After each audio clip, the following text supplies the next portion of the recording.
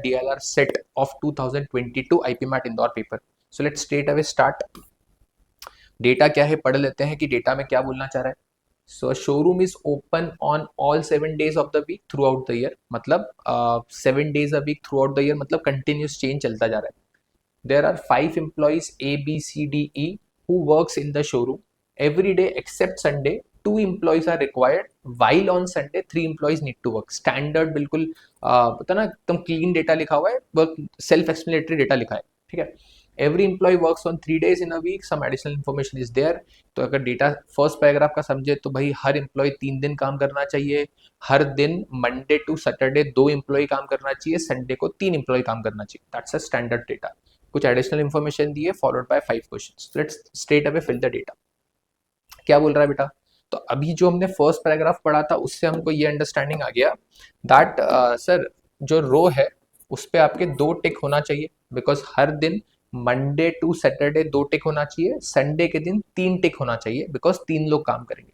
Column wise देखे तो column wise में सर जो A B C D E है उन पे 3 टिक होना चाहिए, बिकॉज उन लोगों ने 3 दिन काम किया होगा. एडिशनल इन्फॉर्मेशन बेटा मैंने ये मंडे क्यों बनाया यहाँ पे extra, because this is just for the reference कि सर अगर संडे मंडे को उन्होंने कंजिक्यूटिव काउंट किया होगा तो ऐसा ना हो कि बिकॉज मंडे ऊपर है तो हम देख ही ना पाए, इसलिए मैंने एडिशनली मंडे बनाया और रेड में लगाया. तो उसका ध्यान रखेंगे. चलिए, तो हम संडे तक का ही काउंट करेंगे. हाँ बेटा, इस मंडे को हम काउंट नहीं करेंगे बिकॉज ऑफ द फैक्ट कि रोटेशन बेसिस है, थ्रू आउट द ईयर की बात है, तो ये कंजिक्यूटिव कोई पेयर बन सकता था. इसका ध्यान रखने के लिए हमने मंडे बनाया है. चलिए, तो बात करते हैं. every employee works on 2 consecutive days while the third day is not consecutive. लगातार 3 दिन काम नहीं कर सकता कोई भी. That is for all 5 people. A and D work together on Tuesday. बढ़िया. तो A works on Tuesday, D works on Tuesday and Wednesday. Fair enough. और आप देखोगे बेटा कि हमने रो वाइज क्या बोला है, 2 टिक होना चाहिए, 2 टिक हो चुके हैं. मतलब सर बाकी जगह पे क्या आना चाहिए, क्रॉस. चलिए, तो हमारा ट्यूसडे एंड वेडनेसडे फिल हो चुका है. Now let's move on to the next. अब ये बहुत क्लियर समझने वाली बात है बेटा कि जो फर्स्ट वाला इंस्ट्रक्शन है उसमें क्लियरली मेंशन है कि लगातार 3 दिन नहीं होना चाहिए. तो सर अगर ट्यूसडे वेडनेसडे कर लिया मतलब मंडे तो ये नहीं काम कर रहे होंगे, बिकॉज लगातार 3 दिन हो जाता.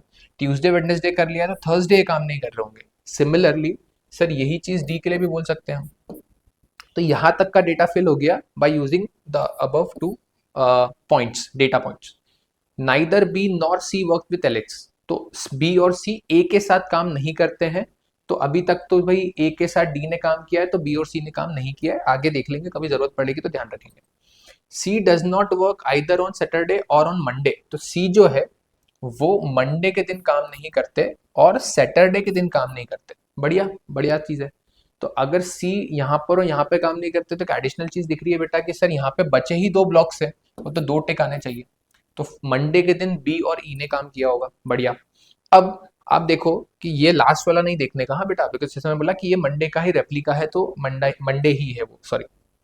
अब सी के पास ब्लॉक कितने बचे, तो सी के पास सर जो ब्लॉक बचे हैं वो ये वाले हैं 1 2 एंड 3, बिकॉज ये तो मंडे ही है तो वो तो रिपीट ही है.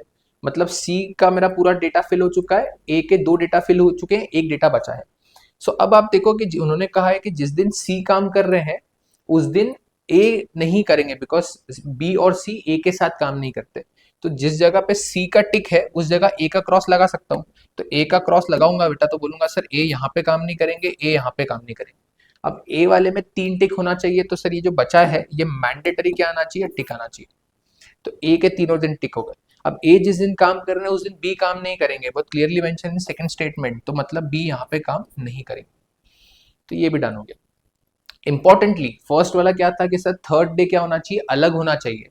सो अब ये देखो कि सर ए और डी ने जो है ट्यूसडे वेडनेसडे काम करा और उनका जो दूसरा वर्किंग डे है वो सेम नहीं है. मतलब अगर ए ने लेट से काम किया सैटरडे, तो डी जो है वो सैटरडे काम नहीं करना चाहिए. तीनों दिन सेम पेयर नहीं जाना चाहिए. तो सर 2 सेम पेयर तो हो चुके थे, मतलब ए ने यहाँ पे काम करा तो ये मैं बोल सकता हूँ सर डी यहाँ पे काम नहीं करेगा. और बिकॉज डी वहां पे काम नहीं करेगा, सैटरडे के ब्लॉक में सिर्फ एक ही टिक बचा है, तो mandatory this tick need to be E. E यहाँ पे काम करेगा. ये डेटा हमारा यहाँ तक फिल हो गया. हमको अब देखना है पेयर्स कंसेक्यूटिव. तो सर ए के कंसेक्यूटिव हो चुके हैं, ए मैनेज. डी के कंसेक्यूटिव हो चुके हैं, डी मैनेज. सी के कंसेक्यूटिव हो चुके हैं, सी मैनेज। अब बी का कंसेक्यूटिव, ई का कंसेक्यूटिव देखना है। अब अगर ई आपका मंडे के दिन काम कर रहा है बेटा, मैं रेड से बना देता हूं, तो ई अगर मंडे के दिन काम कर रहा है और संडे के दिन काम करा दिया, तो 1 2 3 लगातार 3 दिन हो जाएगा, वो तो नहीं चलेगा। मतलब सर ये क्रॉस आना चाहिए। अब ये क्रॉस आना चाहिए मतलब सर जो ई है वो संडे को काम नहीं करेगा और संडे को 3 लोग काम करना चाहिए। मतलब सर संडे को काम कर रहे हैं आपके बी, सी एंड डी। तो ये संडे का हमारा फिल हो गया डेटा। अब पॉइंट ये है कि सर संडे के दिन अगर बी ने काम करा और मंडे के दिन बी ने काम करा, तो सर मंडे और संडे हो गया consecutively, and that is the reason हमने नीचे वाला ब्लॉक बनाया है, ताकि वो पेयर आ सकता था, आ भी गया। तो ऑटोमेटिकली इन 2 ब्लॉक में से कोई से एक ब्लॉक में बी बैठेगा। चलिए अब मुझे ई का कंसेक्यूटिव करना है, तो ई का कंसेक्यूटिव सर ये कर सकता हूँ कि सर ये कंसेक्यूटिव हो गया, यहाँ क्रॉस लगा दो। तो अगर यहाँ पे 2 टिक हो चुके हैं इस रो में, तो बाकी आ गए 2 क्रॉस, यहाँ पे 1 टिक बचा है तो आ गया tick, and this is how the data is fulfilled. तो ये पूरा हमारा टेबल फिल हो गया है, एंड अकॉर्डिंगली अब हम क्वेश्चन सॉल्व करेंगे। डेटा फिल करना ही कैच था, बाकी अब देखते हैं क्या करना है। चलिए बढ़ते हैं नेक्स्ट पे बेटा। सो ये मैंने डेटा जो अभी फिल किया था, मैंने क्रॉस नहीं लगाया, just to remove the confusion possible thing. बिल्कुल एग्जैक्टली वैसा का वैसा मैंने डेटा फिल कर दिया। चलिए so let's move straight away to the questions. तो फर्स्ट क्वेश्चन क्या है बेटा, number of days B and C work together in a week.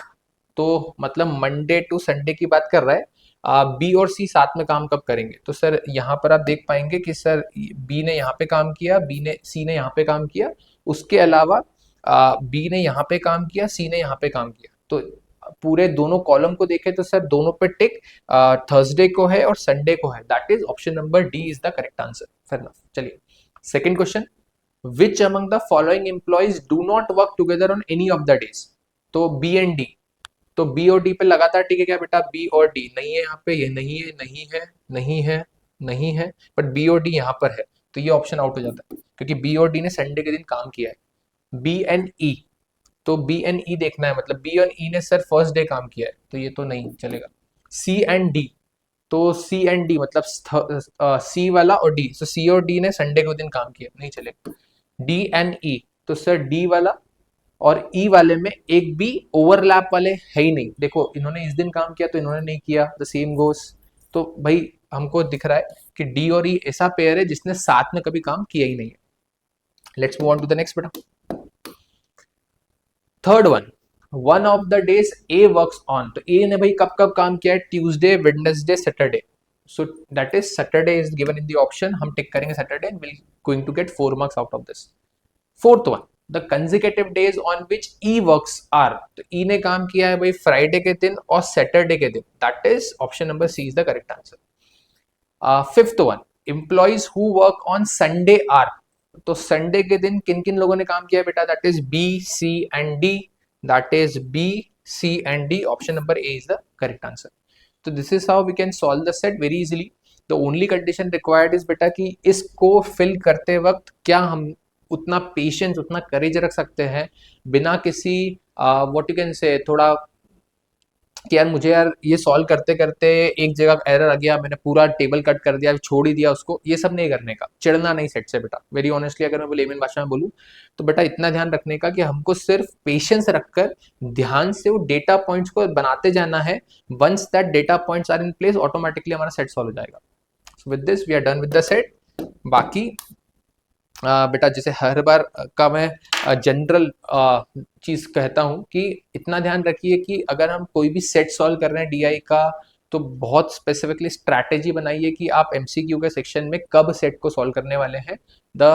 जो मैंने पहले के सेशंस में आपको क्लियरली बोला है कि बहुत क्लियरली ध्यान रखिए कि first opt for QA questions, थोड़े क्यूए के क्वेश्चंस कर लीजिए, देन एक आपको पास 4 क्वेश्चन 5 क्वेश्चन का एक बफर आ जाए कि चलो यार मेरा 5 क्वेश्चन हो चुका है, आई एम कंफर्टेबली स्कोरिंग 16 और 20 marks, then now go for DI और एलआर सेट। जैसे ये स्पेसिफिकली मिक्स ऑफ सेट्स होते हैं जहाँ पे टिक क्रॉस आपको जनरल एलआर यूज करना है।